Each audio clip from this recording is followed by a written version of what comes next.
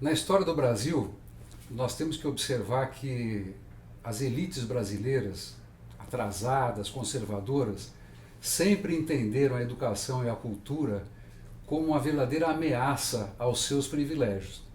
Agora, nós sempre falamos, não à toa, de elites, né? Porque nós temos vários setores das elites, nem todas as elites são atrasadas. Nós tivemos setores da elite paulista, por exemplo, que num certo momento da história do século XX, lá pelos anos 30, resolveram tomar posições bastante progressistas. Eu estou falando, por exemplo, de Roberto Simonsen, Assis Chateaubriand, homens de elite, né, que em um certo momento resolveram inclusive ajudar a construir a Universidade de São Paulo, por exemplo, que é a maior e a melhor universidade do Brasil, ou pelo menos está entre as melhores universidades brasileiras. Mas os ataques a essas instituições da universidade, elas ganharam uma força muito grande nos últimos anos e nos últimos momentos, principalmente a partir das últimas eleições. Não apenas a eleição do capitão Bolsonaro, que tem ele e os seus asseclas desferido ataques permanentes às universidades, quando o ex-ministro Vélez, né, fez festejo, acompanhado depois por grande repercussão feita pelo presidente da República, da ideia da Lava Jato na educação, ele tem uma mira muito clara, né, tentar fazer investigações e de alguma maneira sufocar ou acuar o sistema universitário brasileiro, que é composto hoje, no caso federal, pelas universidades federais, que se expandiram muito nos últimos anos, principalmente a partir de uma política continuada de investimentos adicionais feitas nos governos Lula e Dilma, né, isso de fato aconteceu, mas também a partir da expansão extraordinária dos institutos federais de educação, né, que também são instituições também de educação superior, como também de educação, portanto é um complexo. Também as universidades públicas estaduais estão na mira, né? Em São Paulo, por exemplo, deputados de ultradireita agora resolveram solicitar a abertura de uma CPI das universidades, com o mesmo propósito, o propósito de acuar as instituições universitárias e, nesse processo de pressão sobre elas, tentar de alguma maneira restringir as suas possibilidades de criação autoral, de pesquisa, de exploração de possibilidades e até restringir a realização dos seus compromissos em relação à saúde, educação básica, enfim, os setores fundamentais da sociedade brasileira. Então tudo isso é muito perigoso, né? Porque nós estamos vivendo um período de restrição a todas as instituições que de alguma maneira podem representar luz, né? As forças que hoje dominam parte do processo político brasileiro são forças das trevas, né, do obscurantismo.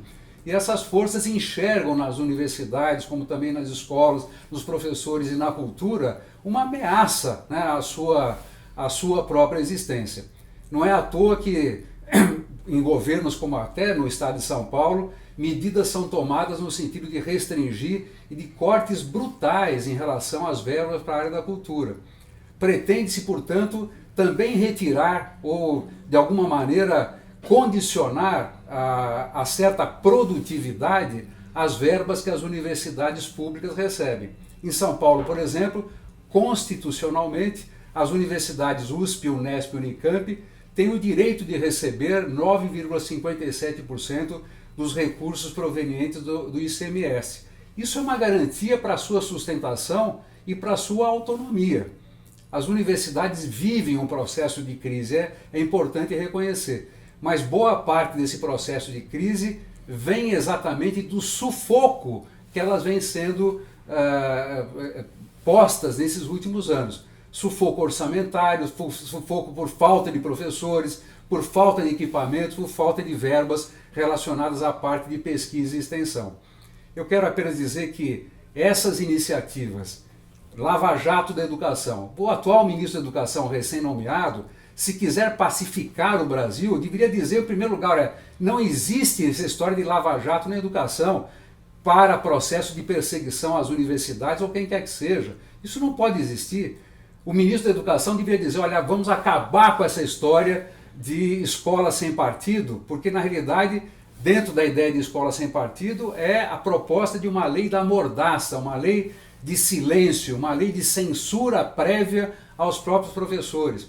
Então, essas questões todas que envolvem o setor universitário, como, por exemplo, a produção de livros e materiais didáticos. Muitos dos livros e materiais didáticos que hoje abastecem, por exemplo, as escolas de educação básica brasileira, são preparados ou elaborados, escritos, ou às vezes assessorados pelos professores e pelas professoras do sistema universitário brasileiro. Nós temos ouvido com muita preocupação que, por conta das ameaças do governo federal, secundadas por ameaças também que vão acontecendo no âmbito de alguns estados brasileiros, muitos desses professores universitários estão hoje entristecidos, angustiados, no sentido de que as editoras já começam a dar indicações para que eles comecem a fazer autocensura. Portanto, já começar a não colocar alguns temas que podem ser considerados pelos donos do poder atualmente como temas não simpáticos ou que venham a ser proibidos e que possam levar, inclusive, à recusa da produção desses livros e materiais didáticos. A mesma coisa a pesquisa. A pesquisa na universidade tem que ser uma pesquisa livre, né? Uma pesquisa exploratória.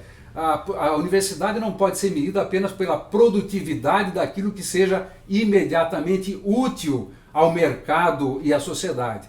Muito do conhecimento que se produziu no sistema universitário do mundo não era de aplicação imediata, mas foram fundamentais para que nós pudéssemos ter o desenvolvimento científico, tecnológico e cultural que nós temos hoje na humanidade.